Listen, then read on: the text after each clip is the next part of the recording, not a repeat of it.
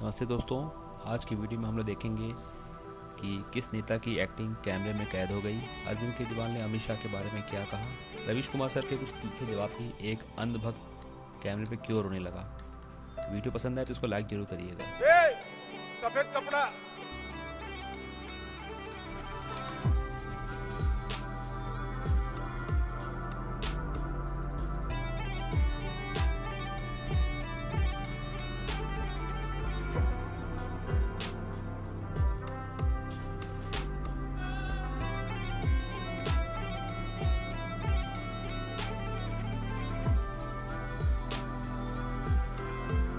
लेकिन एक सेकंड जुम करो आयो रे माँ।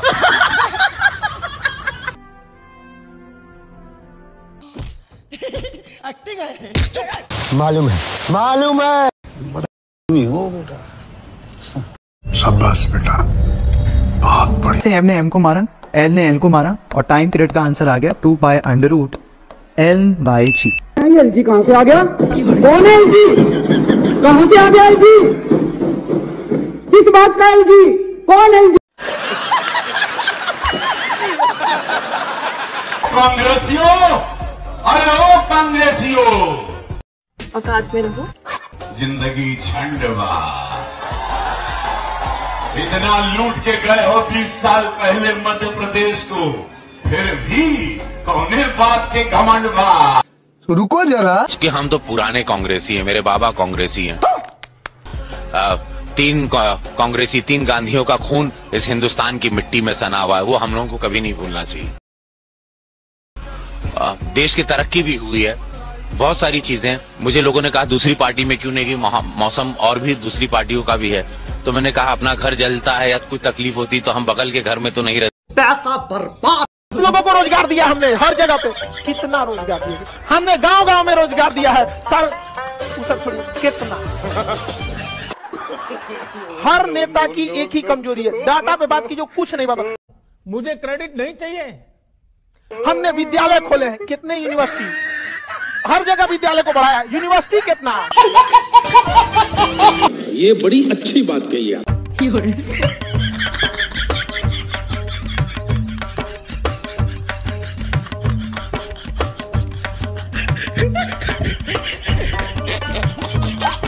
ये नौटंकी मेरे सामने नहीं चलेगी, समझे? सूरज को क्या पता कि चांद क्या होता है, और जमीन को क्या पता कि आसमान क्या होता है। जो जिंदगी भर भगवान के नाम पर भीख मांग कर खाए, उसे क्या पता भारतीय संविधान क्या होता है। मैं देश को ये भी विश्वास दिलाऊंगा कि तीसरे टर्म में टॉप 3 इकोनॉमी पे पहुंच के रहेगा भारत।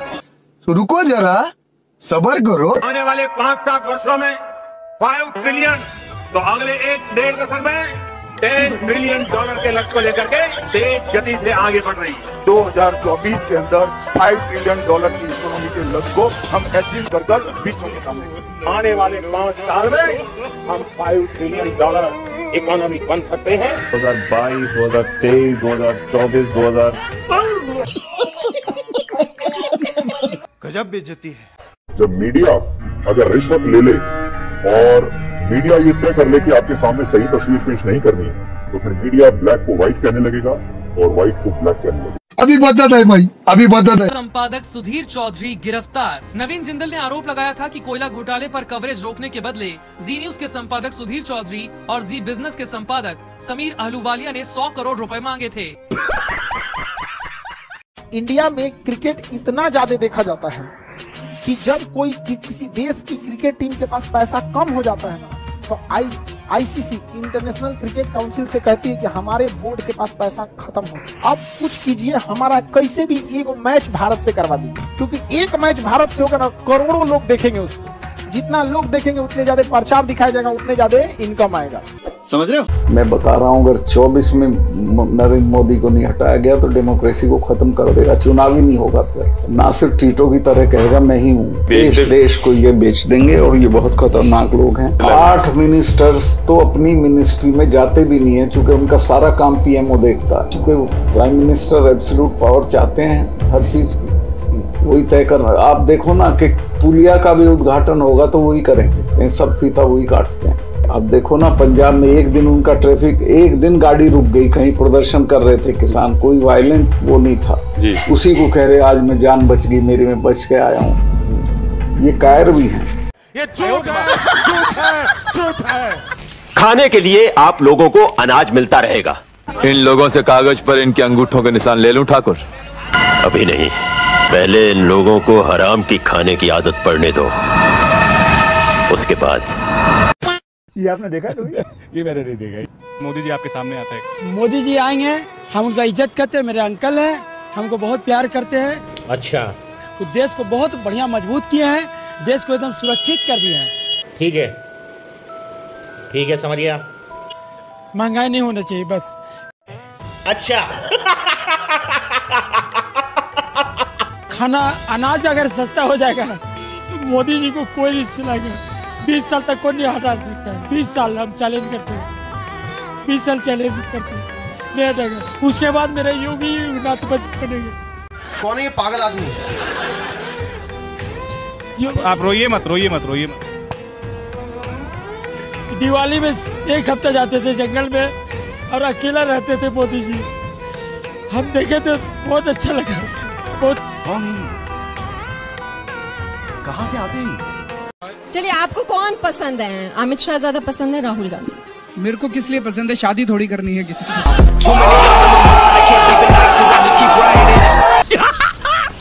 मस्त जोक मारा। जिससे काम पड़ेगा इन दिल्ली वालों के लिए, उसी के पास चला जाऊंगा। अपने दिल्ली वालों के लिए किसी के पैर पकड़ने पड़ेंगे, हाथ जोड़ने पड़ेंगे, काम करा के ले आऊंगा आपका सबका। कितने तेजस्वी लोग हैं हमारे पास, कितने शानदार विचार रखते हैं जी। प्रधानमंत्री ये इकलौते शायद प्रधानमंत्री हैं जो पूरा कार्यकाल बिना प्रेस कॉन्फ्रेंस के इनके बीत गया, और आपको भी चाहत रही कि एक बार वो समय दें। अगर वो आप समय मिलता तो आप प्रधानमंत्री से एक सवाल सबसे महत्वपूर्ण क्या पूछते? यही कि आप इतना झूठ क्यों बोलते हैं?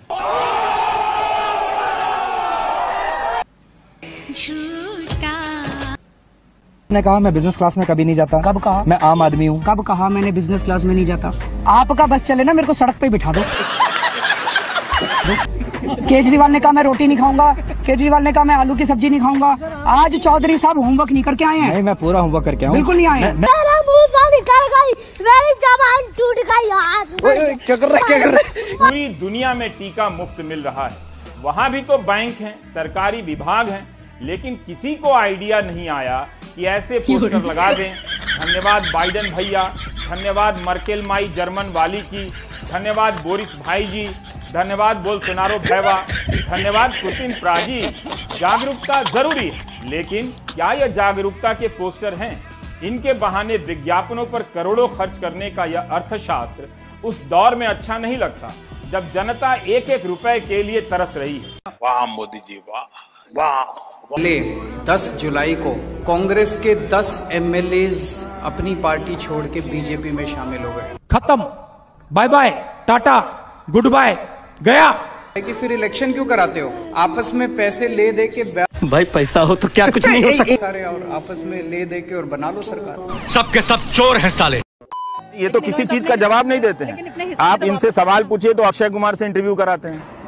आपसे कराना है? हाँ, मुझसे क्यों कराना चाहिए? तो 6 साल हो गया है ना। आप मत कहिए, नहीं तो नींद नहीं आएगी। फिर कहेंगे इसको ये IT सेल लगाओ और इसको बदनाम करो और हमला करो। एक अकेली जान के पीछे 100 लोगों को लगा देते हैं गाली देने के लिए। सोचा होगा ना कि कुछ सवाल तो होंगे ऐसे जो उनसे नहीं तो वो मैं क्वेश्चन क्यों आउट करूंगा? मैं उनके एजुकेशन सिस्टम का विद्यार्थी नहीं हूँ कि ना डिग्री का पता है ना कुछ का पता है, कुछ का पता है। तो मैं क्वेश्चन पहले से क्यों बताऊंगा? क्या आप लगभग जिस तरह सवाल पूछते रहते हैं और उनके ऊपर ये आपको कैसे पता कि मैं जो सवाल पूछता रहता हूँ वो इंटरव्यू में वही पूछने जाऊंगा? मतलब नए सवाल होंगे उसमें। तो इसलिए आप उनका कॉन्फिडेंस लेवल देखिए। किसी भी उनके इंटरव्यू को आप बताइए कि जो पत्रकारिता के स्तर पर उसको मान्यता दी जाती है। मैंने नहीं किया वो अलग बात है, किसी ने भी किया। सोते कब हैं, खाते कब हैं, पर्स रखते हैं कि नहीं रखते हैं, यही देश को जानने की जरूरत है कि कब सोते हैं कब खाते हैं। ये कर लो पहले।